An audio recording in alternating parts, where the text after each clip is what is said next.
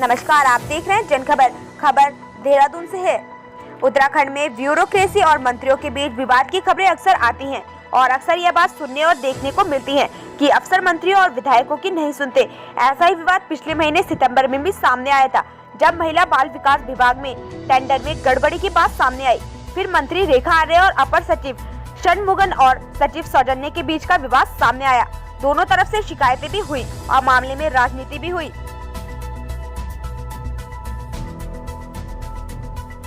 ठीक मानते हैं आप IAS अधिकारी कहते हैं कि वो विभाग भी संभालेंगे, जो उन्हें मिलेगा नहीं है?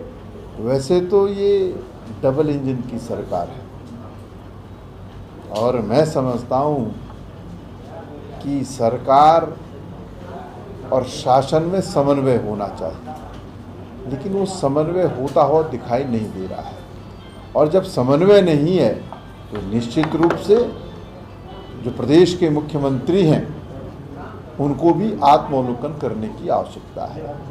क्या वजह है, क्या कारण है कि मंत्रिपरिषद के सदस्यों में और शासन के अधिकारियों में कोई समन्वय नहीं बन पा रहा?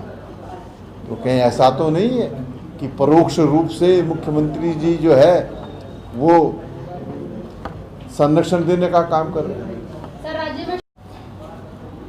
वैसे तो ये सरकार का अंदरूनी मामला है, लेकिन विषय जो है सार्वजनिक हो गया है और कोई भी अधिकारी अगर किसी मंत्री के साथ काम ना करना चाहे, समन्वय स्थापित ना करना चाहे, तो निश्चित रूप से मंत्री को भी आत्मावलोकन करना चाहिए कि क्या वजह है, कि क्या कारण है कि एक नहीं, दो नहीं, तीन, चार अधिकारी जो है वो मंत्री के साथ काम करने के लिए तैयार है। तो बहुत गंभीर विषय है और इस विषय को जो है सरकार को गंभीरता से लेना चाहिए। और जो तनाव इस समय प्रशासन और सरकार में है वो उत्तराखंड राज्य के हित में नहीं है।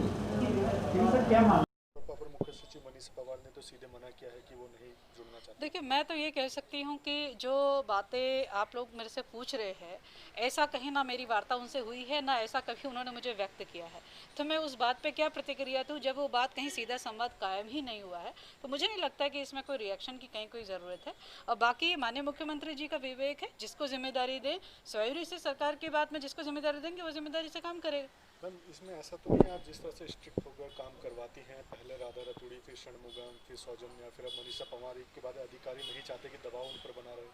देखिए, मैं जो मेरा स्वभाव है और जितने 2017 से लेके अब तक है, या मेरी कार्यशैली पूर्व में भी यदि आप लोग देखेंगे तो निश्चित रूप से मैं काम करने वाले लोगों को हम लोग मोटिवेट करते हैं, और काम ना करने वाले या जो दिशा निर्देशों का अनुपालन ना करें तो स्वाभाविक से जब मैं दूसरी महिला को सिखाती हूँ कि भाई यदि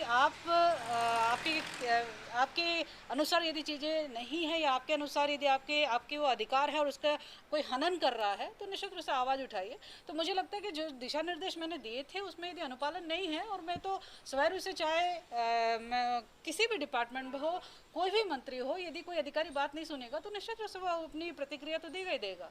इसी वजह से लोग दिलचस्पी कम लेते हैं विभाग में।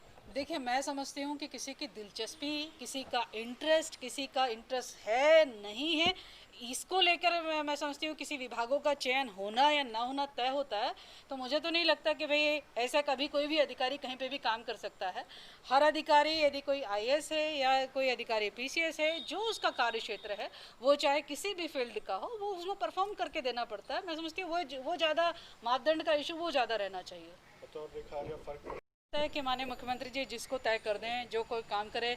मेरा यदि आप विषय लेना चाहेंगे षणमुगम जी के साथ में, तो षणमुगम जी के साथ में क्या विषय था? विषय ये था कि फ़ोन नहीं उठा रहे, विषय ये था कि आप आप जवाब नहीं दे रहे, विषय था रहे कि विधानसभा आहूत है और आपका पता नहीं है। तो यदि ऐसा आचरण से काम करेंगे तो वो स्वाभाविक विषय जो उनके साथ घटित हो, किसी के साथ भी घटित होगा। वो तो स्वभाव, वो तो कैसे परिवर्तन? भाई मैं यहाँ बैठी हुई हूँ, इस पोस्ट पे बैठी हुई हूँ, तो मैं यहाँ बैठी हूँ तो जनता की वजह से बैठी हूँ, और जनता के कामों में यदि कोई आड़े आएगा तो स्वाभाविक रूप से उसकी प्रतिक्रिया तो आएगी।